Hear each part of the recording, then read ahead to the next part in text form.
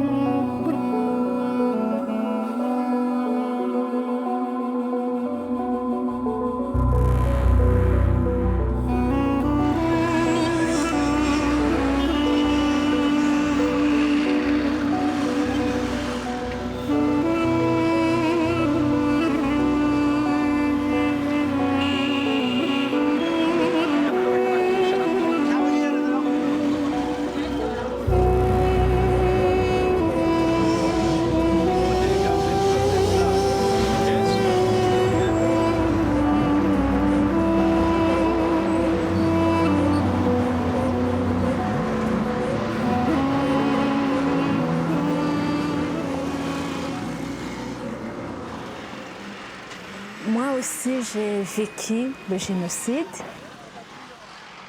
Je le dis comme un témoin, je suis le témoin oculaire du génocide. Le génocide, dès le commencement, j'étais au Rwanda et il a terminé lorsque j'étais au Rwanda. Je n'ai pas eu la chance d'aller à l'extérieur du pays pour me sauver. Le génocide a commencé en 1994. C'était le 15 avril 1994. Nous étions à la maison à l'aube. Je vis avec mon père, ma mère et les 4 frères et sœurs. À 5 heures du matin, les Interahamwe ont venu toquer chez nous. Et ma mère nous a dit, levez-vous, nous sommes attaqués. Les gens vient nous attaquer. Nous sommes levés très tôt le matin. Et les gens ont déjà entouré notre maison et ils ont commencé à nous battre, à nous faire fuir. Et nous avons tous fui la maison. Nous avons pris les différents endroits pour nous faire cacher. Et moi, je me suis cachée avec une sœur fille de notre famille et les autres ont parti ailleurs. Nous a capturés et ils ont commencé à me battre. Et ils m'ont battu des gigots, mais j'ai eu la chance ils n'ont pas me caché avec, ils m'ont coupé. Et ils m'ont frappé avec des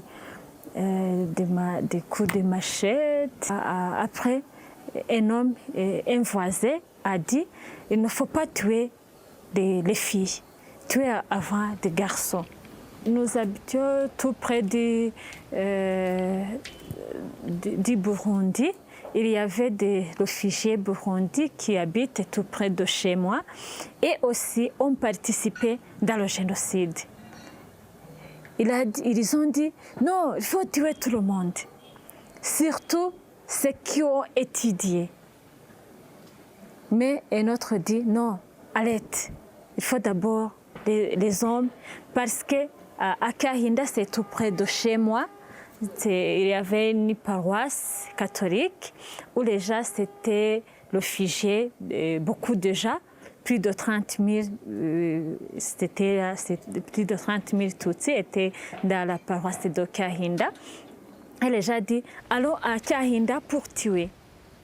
Un groupe de gens, des miliciens ont venu, et un groupe de gendarmes dans un camion qui était conduit par un voisin Hutu, et il m'a reconnu et il dit laisse Maurice parce que déjà vous avez tué son père, laisse elle. Ils m'ont pris dans la voiture, ils l'ont mis dans la voiture et nous allons tout près du bureau communal. Et là, dans le bureau communal, c'est tout près de la paroisse Kahinda. On a tué beaucoup de gens à Kahinda avec des fusils, avec des machettes. Donc nous attendons les gens des bruits des gens, des tueries. Donc c'était incroyable. Moi, je pensais qu'on va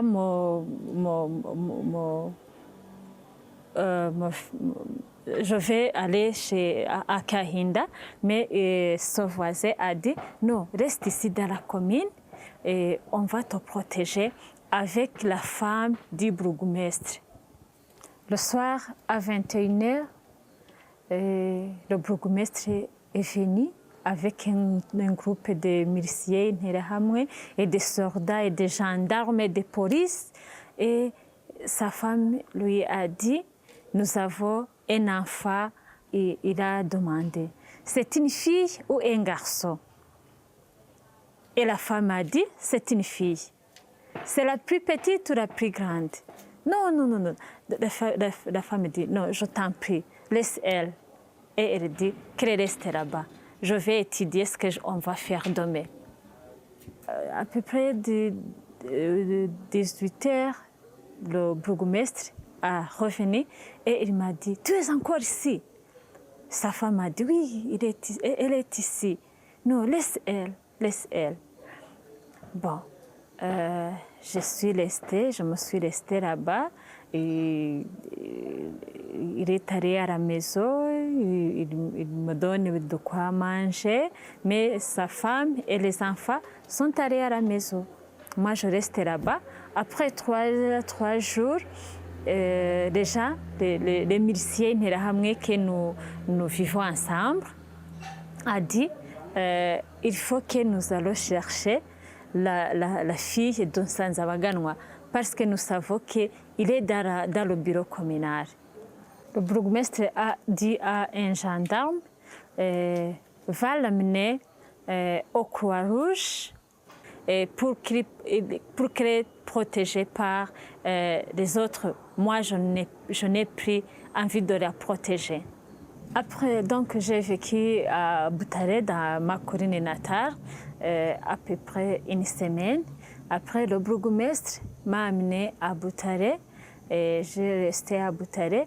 Et quand j'étais à Butare, je me suis dit il faut aller à Save. À Save, c'est une autre commune où était ma tante maternelle qui était initiaire de Benebikira, de la communauté de Benebikira, la congrégation de Benebikira. J'ai vécu là-bas durant 3 mois. Durant les 3 mois du génocide. Mais avant de quitter ma commune natale, j'ai bien appris qu'on a tué tout le monde de chez moi, sauf une seule fille. J'ai resté à Save 3 mois et après le 1er juillet, c'est le 1er juillet 1994 que le FPR Inkotanyi a pu arriver à Save et nous faire protéger.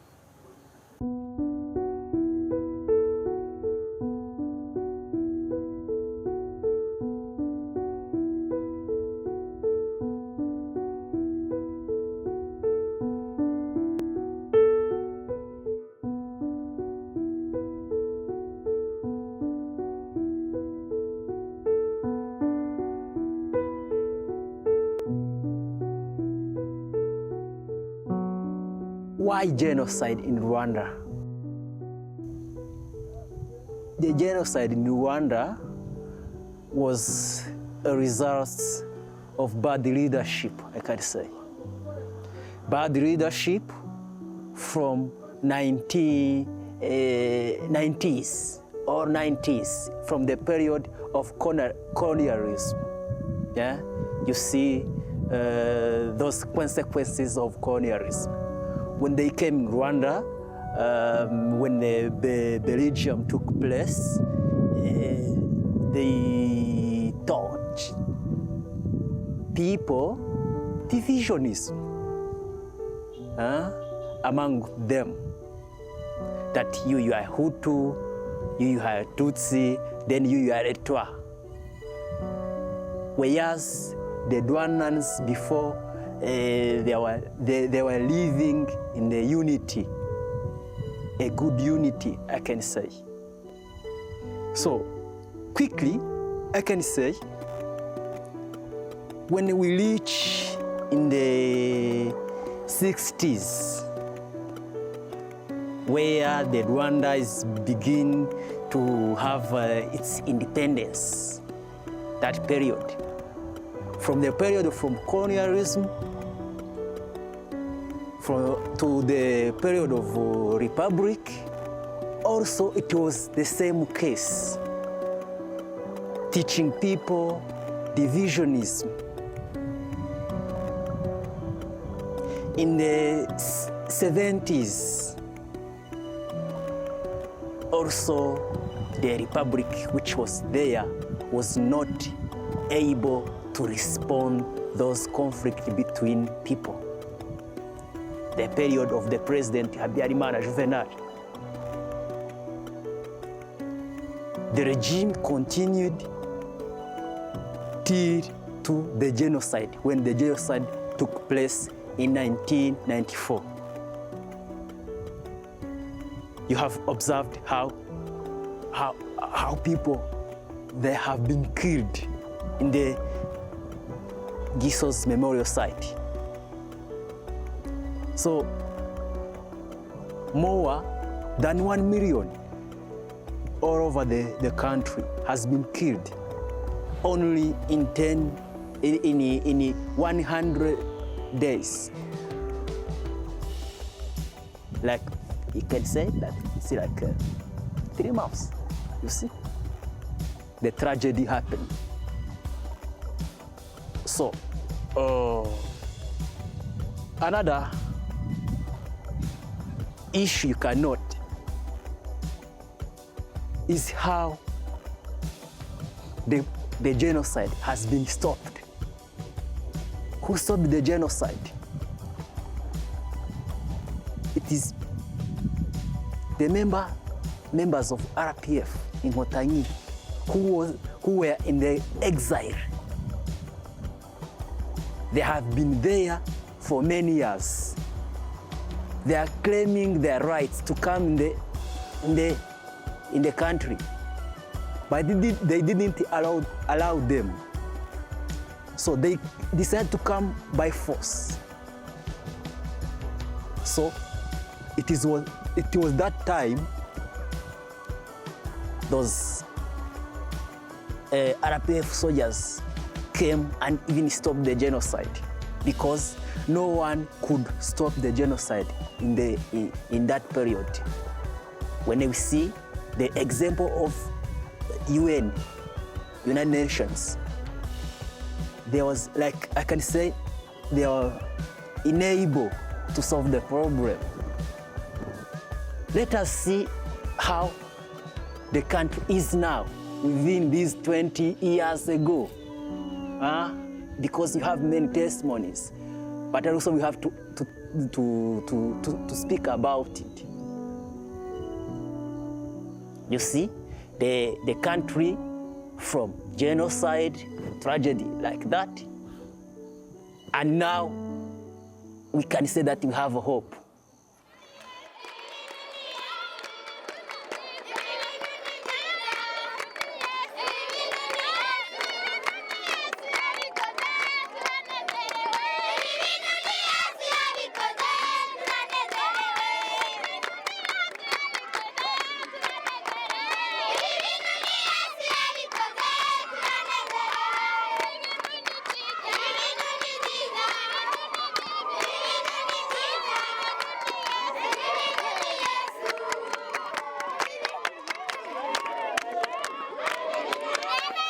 Εδώ βρισκόμαστε στο Μπουρούντι, σε μια περιοχή που λέγεται Μουγιάνγκε. Πρόκειται για ένα χωριό που έφτιαξε η κυβέρνηση μετά τον εμφύλιο πόλεμο που είχαν εδώ στο Μπουρούντι, όπου οι άνθρωποι μένουν εδώ, δόθηκε στέγη και προσπαθούν να ζήσουν πλέον ειρηνικά.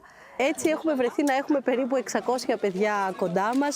Τα περισσότερα από αυτά είναι ορφανά, χάσαν τους γονείς τους στη γενοκτονία και ήρθαμε να περάσουμε κάποιες μέρες μαζί τους, να παίξουμε, να τους φέρουμε χρώματα, να τους φέρουμε φαγητά, να τους φέρουμε ρούχα, να τους δώσουμε χαρά τέλος πάντων. Τα παιδιά είναι πάντα τόσο χαμογελαστά, τόσο χαρούμενα.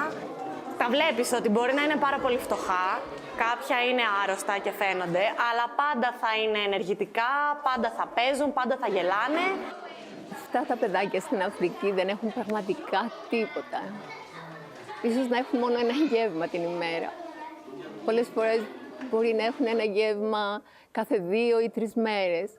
Κι όμως κανείς δεν μπορεί να το δει αυτό, γιατί συνεχώς χαμογελάνε, συνεχώς τραγουδάνε και είναι τόσο πολύ ικανοποιημένα για αυτό το λίγο που έχουν. Κάνουμε διάφορες δράσεις, τα παιδιά έτσι μαθαίνουν πολλά πράγματα για το πώς μπορούν να έχουν ένα καλύτερο μέλλον, να προστατεύουν την υγεία τους από τις πάρα πολλές αρρώστιες που υπάρχουν εδώ. Προσπαθούμε έτσι να τους μαθαίνουμε κάποια πράγματα, κάποιες δεξιότητες έτσι ως προς κάποιες κατασκευές, χειροτεχνίες. Τους δείχνουμε έτσι προβολές, βίντεο που είναι για αυτά κάτι το μοναδικό. Κάνουμε αθλητικές δραστηριότητες. Τους φέρνουμε μαρκαδόρους, τους φέρνουμε χαρτιά, τους φέρνουμε μολύβια. Να πούμε κάτι το οποίο ίσως δεν είναι αυτονόητο. Δεν έχουν ξαναπιάσει μαρκαδόρους. Δεν έχουν ξαναπιάσει χρώματα. Χθες που τους φέραμε πλαστελίνη, τους εξηγούσαμε ότι δεν πρέπει να τη φάνε. Όταν μοιράσαμε τις προάλλες αυγό εδώ στην Μπουραμάτα, σε αυτήν εδώ την περιοχή, τα παιδιά δεν ξέρανε καν τι είναι και απλώς το κουνούσαν δίπλα στο αυτάκι τους, γιατί νομίζουν ότι είναι κάποιο παιχνίδι, κάποιο περίεργο είδος.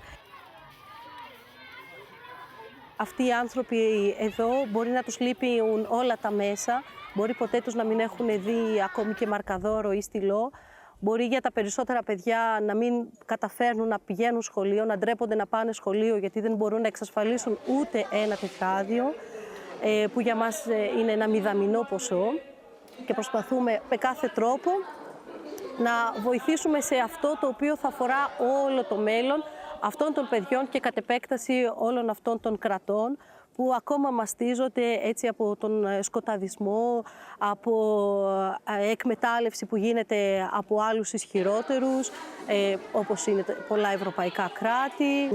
Μας ενέπνευσε πολύ το παλιογνωμικό που λέει ότι καλύτερα αντί να δίνεις κάθε μέρα ψάρια, καλύτερα να μάθεις σε κάποιον να ψαρεύει, έτσι θα τρώει κάθε μέρα. Γι' αυτό και εμείς προσπαθούμε έτσι να οδηγήσουμε όσο μπορούμε περισσότερα παιδιά στην εκπαίδευση.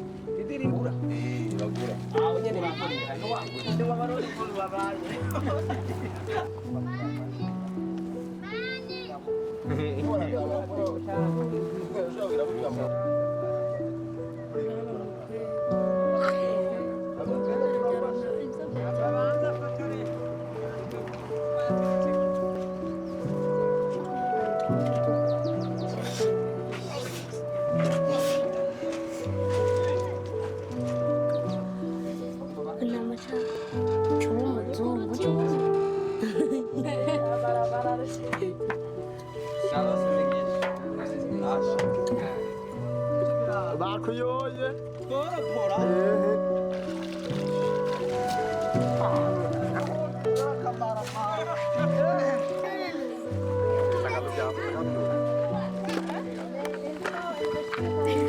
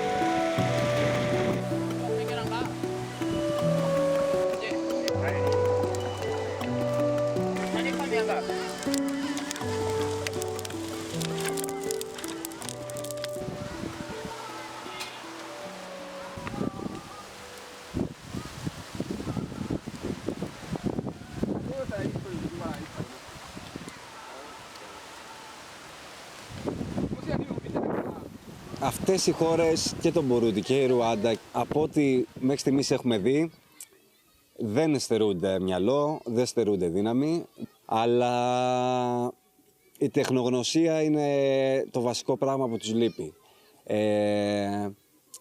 Όταν ήρθαμε εδώ πέρα στην κατασκήνωση και προσπαθήσαμε να φτιάξουμε το γήπεδο του ποδοσφαίρου ή ένα γήπεδο του βόλεϊ, το πρώτο πράγμα έτσι που ζήτησα από τα παιδιά τους ομαδάρχες, που είναι απίστευτα όλα τα παιδιά, ειδικά οι μεγαλύτεροι που μας βοηθάνε, τους ζήτησα ένα εργαλείο ουσιαστικά για να σκάψουμε.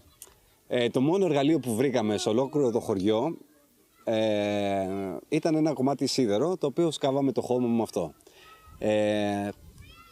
Αν είχαν τα εργαλεία, αν είχαν τα μέσα, σίγουρα σε κάποια πράγματα θα μας είχαν ξεπεράσει.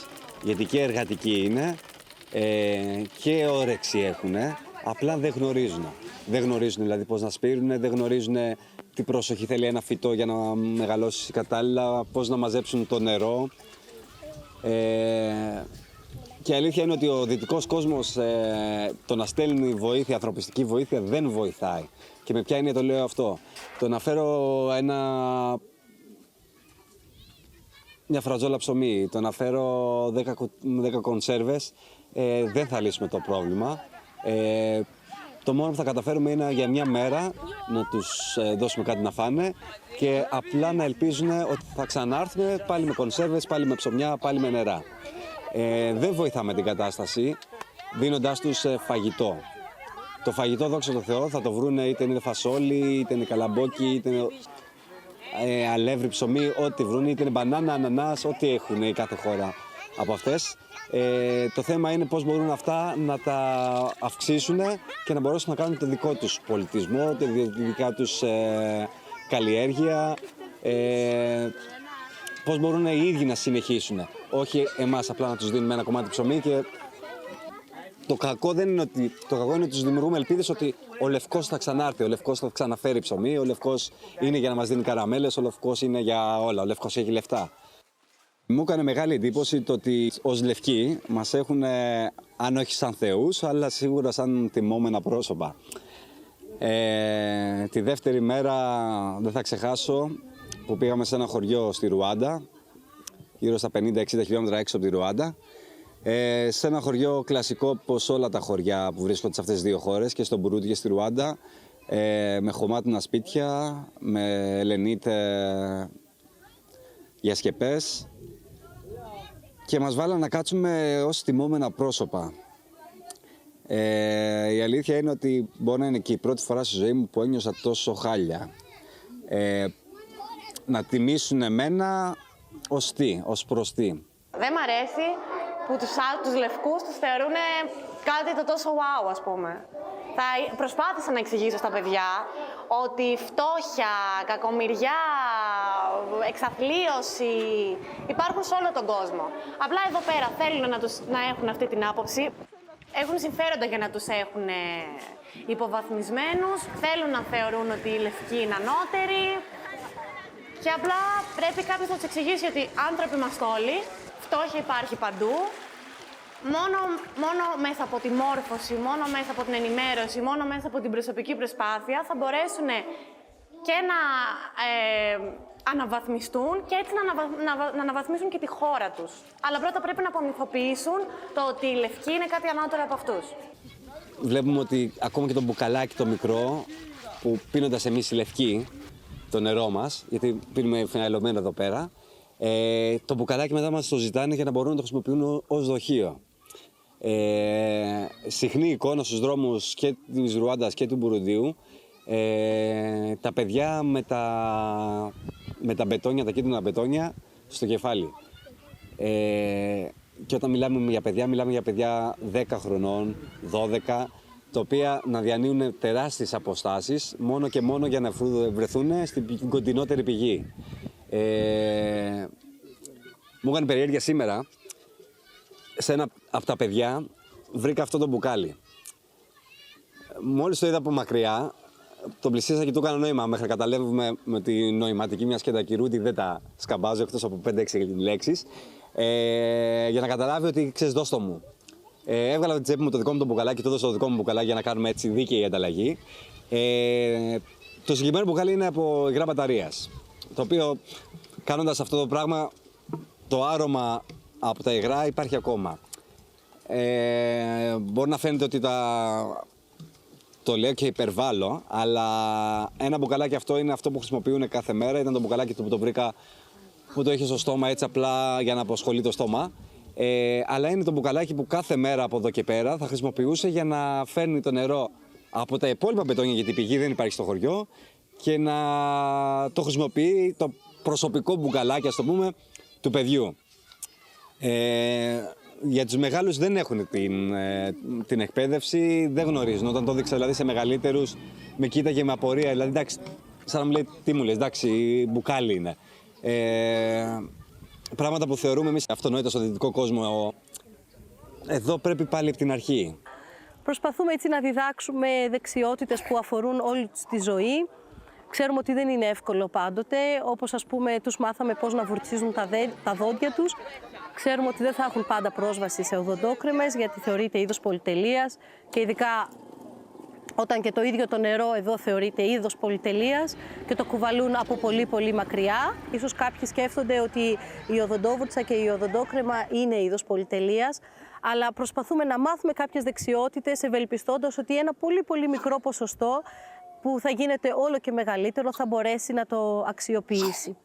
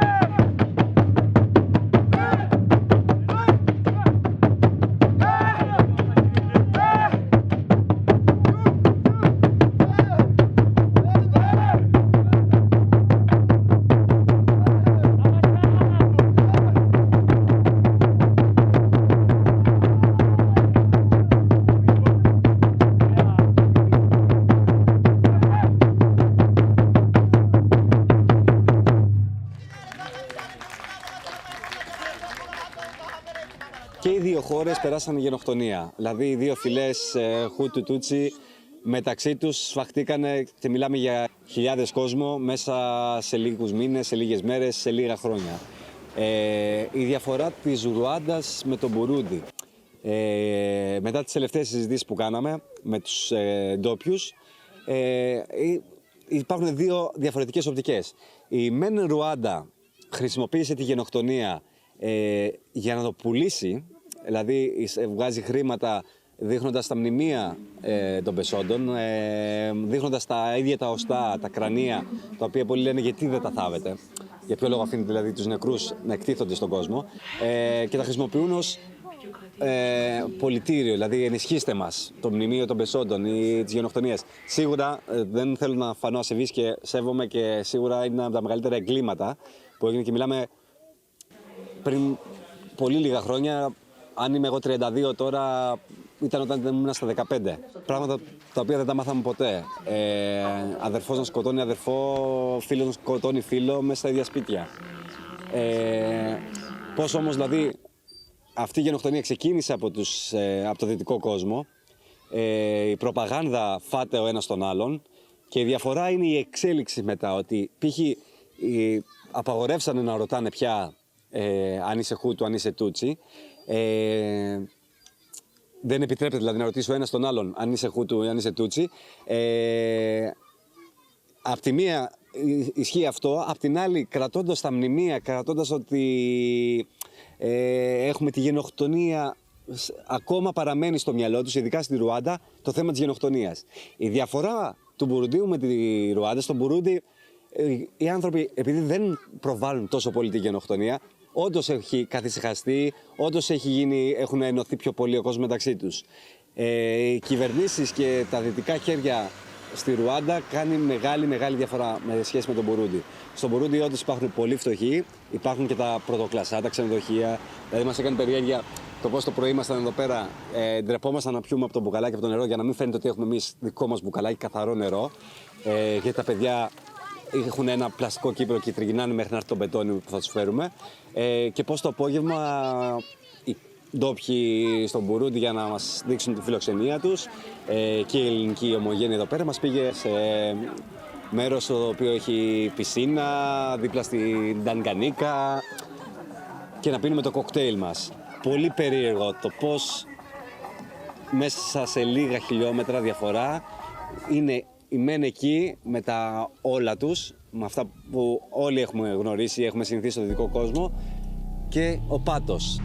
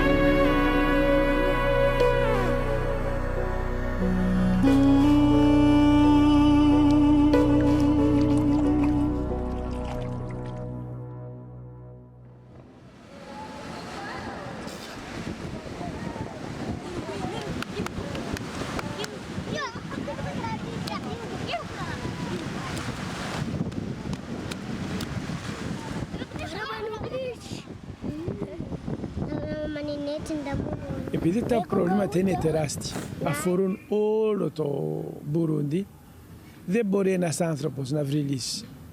Χρειάζεται η κυβέρνηση να λάβει υπόψη όλα αυτά τα προβλήματα και να βρει λύση. Συνονοημένη βέβαια η κυβέρνηση μαζί με τους δικούς. Λοιπόν, τα περισσότερα είναι θέμα υγιεινής, έλλειψη νερού, έλλειψη ρεύματος, έλλειψη διαφωτισμού γενικά. Το πρόβλημα του νερού.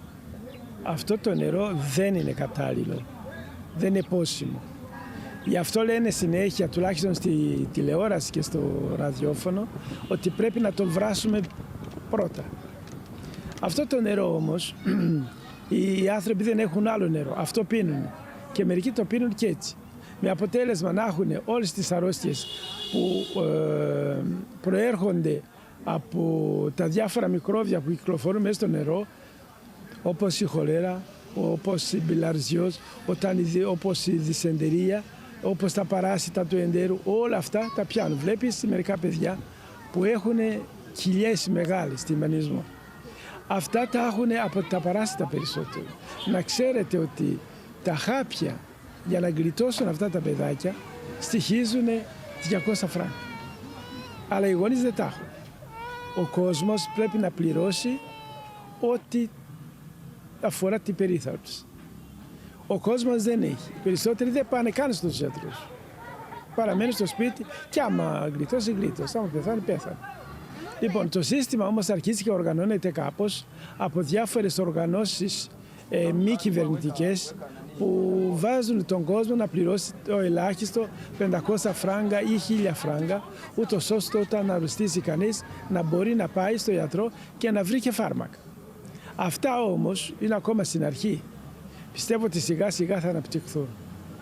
Και κάτι άλλο, ο πρόεδρος έχει βάλει μια ανακοίνωση,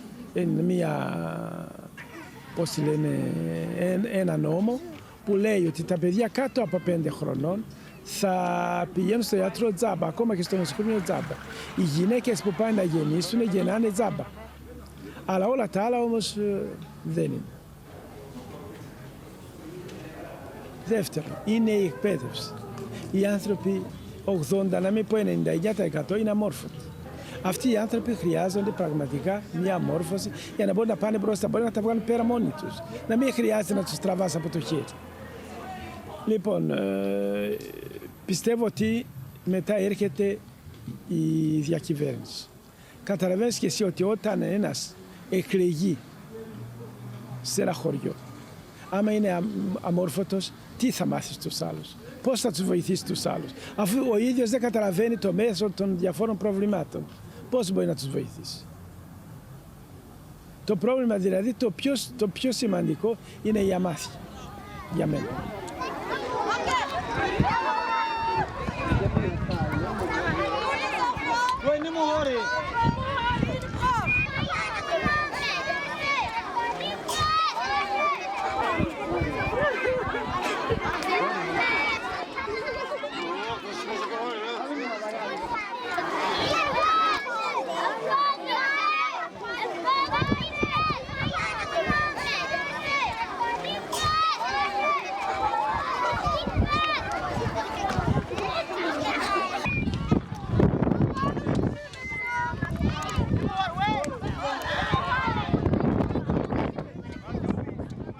Να πω εδώ πέρα στα παιδιά που έχω τα παιδιά δίπλα μου, προσπαθήσαμε να τα χωρίσουμε όλα με ένα κορδελάκι.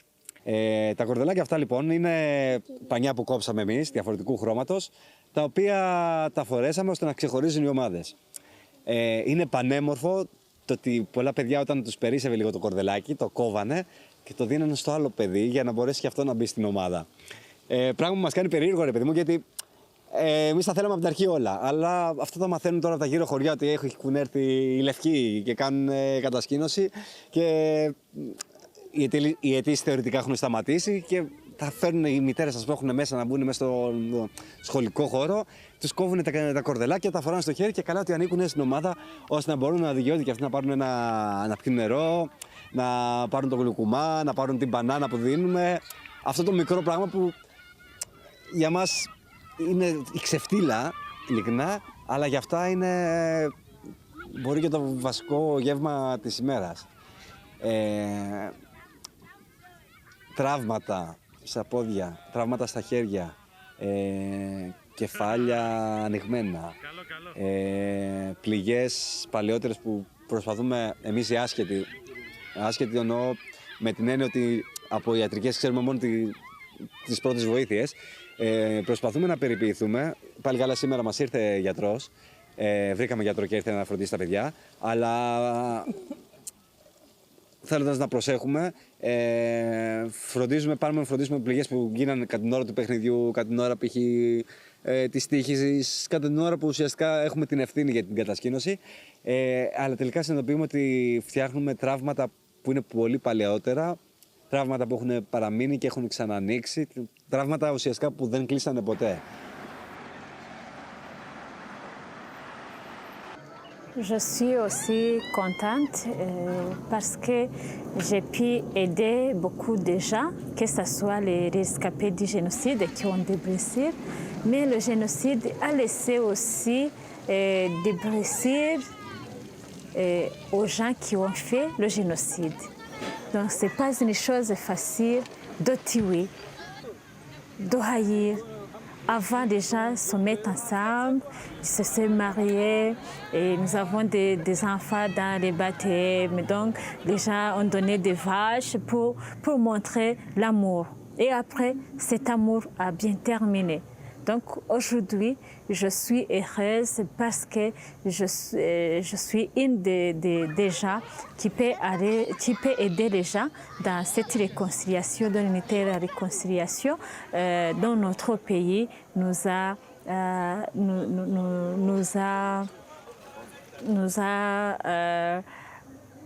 sensibilisés pour aider les uns les autres.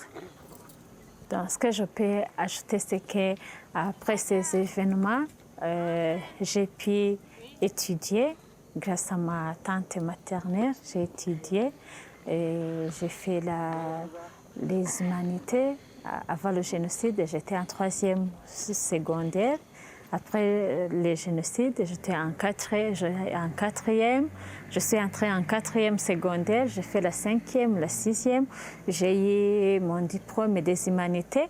Et après, j'ai pu aller à l'université et j'ai fait la psychologie clinique.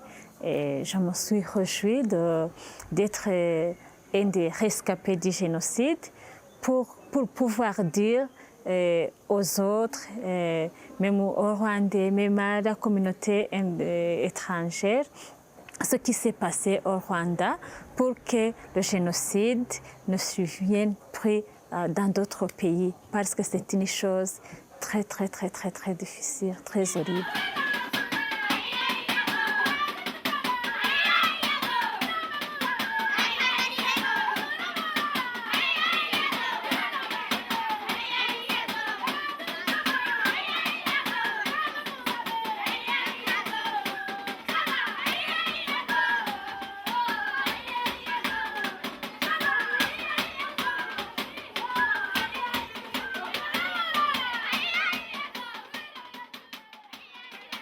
Δυστυχώς εδώ στην πόλη μένουν έγκυες και πολύ μικρές. Δηλαδή στα 14-15 χρονών το κοριτσάκια τα βλέπεις και έρχονται στο ιατρό και είναι έγκυες. Όταν είναι σε αυτή την ηλικία καταλαβαίνεις τα προβλήματα που έχει. Δεν έχει πάει σχολείο. Θα έχει ένα παιδί. Πώς θα το μεγαλώσει, πώς θα το ζήσει. Ποιος θα τη βοηθήσει για να ζήσει αυτό το παιδί. Γιατί αυτός που υποτίθεται ότι θα έπρεπε να τη βοηθήσει ο άντρας, και αυτός είναι πιτσιρικάς, δεν φαίνεται και όλα. Χάνεται, δεν τον βλέπουν και να τον βλέπουν δεν μπορεί να κάνει τίποτα. Με αποτέλεσμα αυτή η κοπέλα να είναι μόνη της και στο τέλος να είναι και πόρνη στο τέλος για να ζήσει. Αυτά τα φαινόμενα είναι πάρα πολλά εδώ στο Μπουρούντι. Γιατί ο κόσμος δεν ξέρει πώς να πάρει την αντισύλληψη. Ίσως και δεν φτάνουν οι πληροφορίες σε αυτά τα μέρη πώς να πάρει κανείς την αντισύλληψη, και είναι και η αμάθεια. Όταν δεν έχεις να φας εσύ και έχεις 10 παιδιά, τι θα γίνουν αυτά τα παιδιά? Θα είναι τα παιδιά του δρόμου.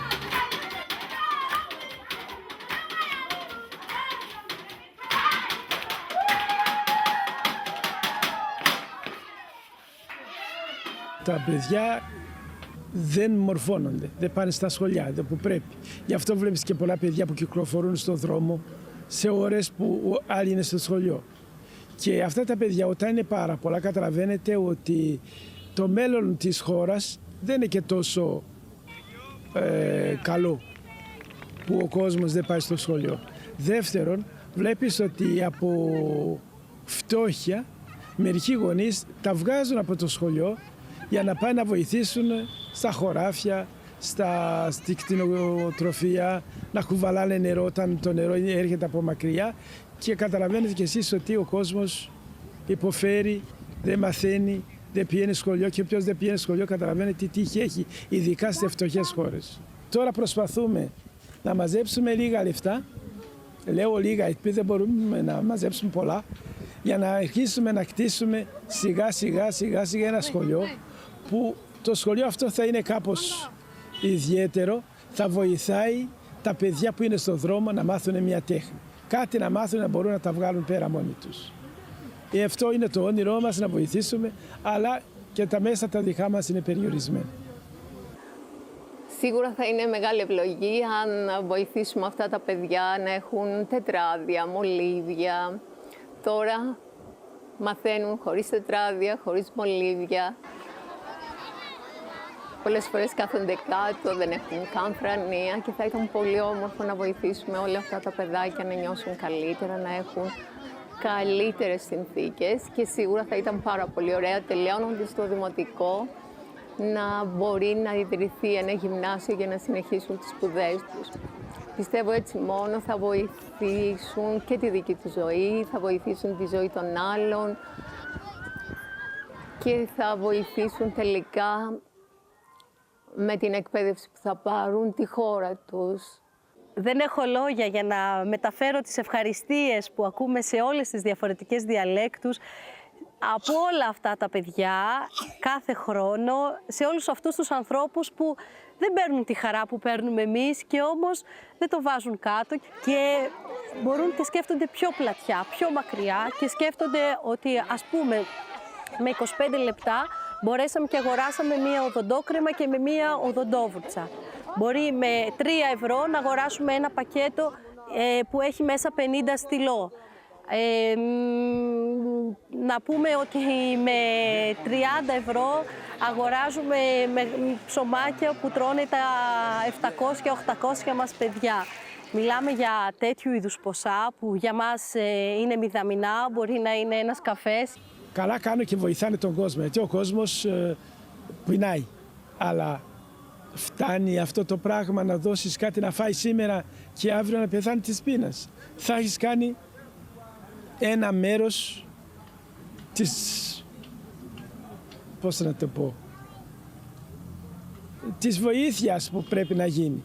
Γιατί όπως σου είπα, αυτοί που έρχονται απ' έξω έρχονται 2-3 μέρες. 2-3 μέρες δεν μπορείς να καταλάβεις τι προβλήματα έχει ο κόσμος, ούτως ώστε να βοηθήσεις εκεί που πρέπει.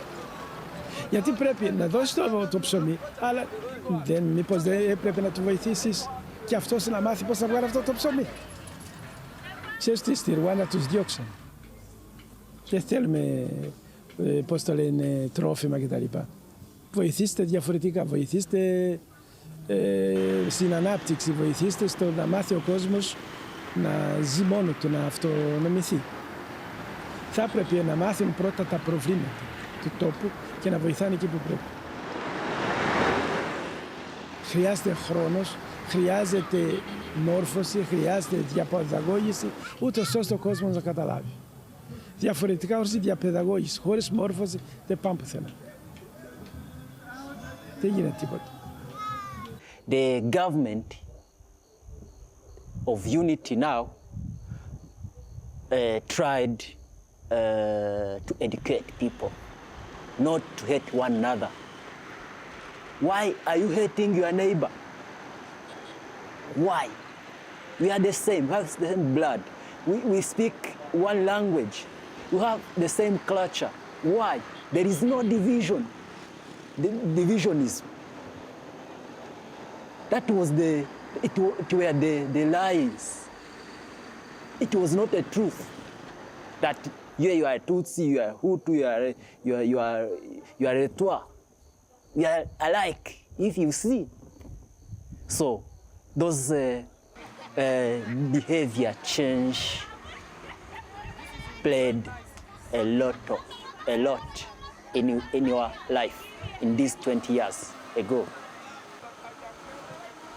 Also, government officials tried to educate people to work themselves, to try to do some jobs for their own interest. So it was by, first of all, changing mentality of the people.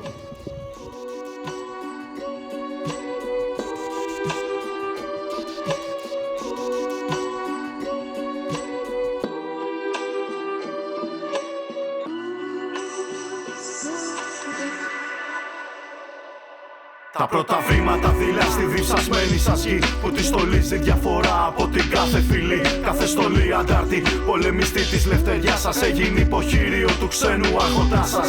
Οι πρώτες ανάσες και καλά ανεξαρτησίας είναι η ταφόπλακα που ψάχνει ο κάθε μεσσίας. Γιατί το να οδηγείς ένα λαό είναι ευλογία, αλλά το να τον δυναστεύεις απαιτεί βιοπραγία. Όταν πεινάει ο λαός και παίρνει τα όπλα είναι η απάντηση σε όποια σκέφτηκες κόντρα, σε όποια λογική κι αν βάλεις πάνω στο τραπέζι. Γιατί κανένας δεν θέλει με τη ζωή του να παίζει. Τώρα εδώ αυτή τη γη τη δυναστεύει η φτώχεια. Παλεύει ο άνθρωπος απλά να σταθεί στα πόδια.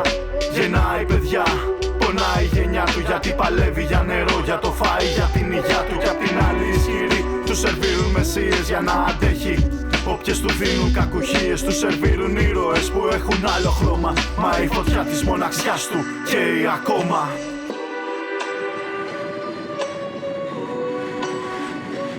Σ' αυτό το χώμα που πατώ στα πρώτα βήματα, το μυαλό μου ψάχνει να βρει διηγήματα. Για να ξεφύγω από τις τύψεις και τα θύματα, στριμώχνονται στο μυαλό μου τόσα διλήμματα. Σ' αυτό το χώμα που πατώ βλέπω διαβάτες της ζωής και της ψυχής λαθρεπιβάτες. Δεν είναι οι φτωχοί αυτοί, φορούν γραβάτες. Τα βήματα μου λευκά σε μαύρους χάρτες.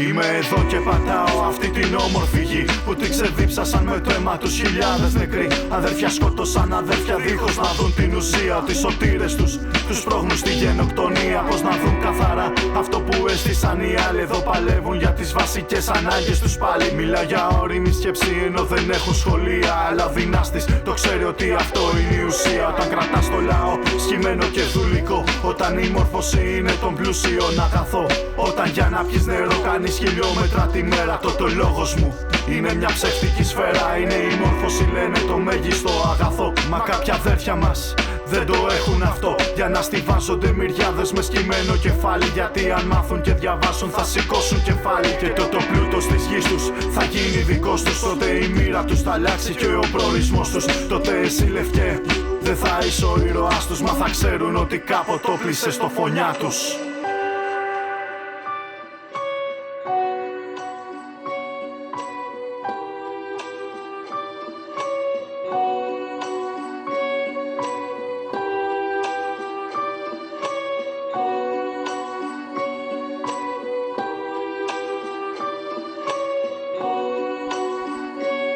Σ' αυτό το χώμα που πατώ στα πρώτα βήματα, το μυαλό μου ψάχνει να βρει διηγήματα. Για να ξεφύγω από τις τύψεις και τα θύματα, στριμώχνονται στο μυαλό μου τόσα διλήμματα. Σ' αυτό το χώμα που πατώ βλέπω διαβάτες της ζωής και της ψυχής λαθρεπιβάτες. Δεν είναι οι φτωχοί αυτοί, φορούν γραβάτες. Τα βήματα μου λευκά σε μαύρους χάρτες.